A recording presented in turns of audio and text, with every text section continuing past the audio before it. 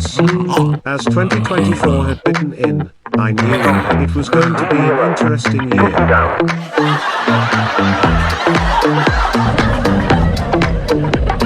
JPS Waste Management and Traffic Services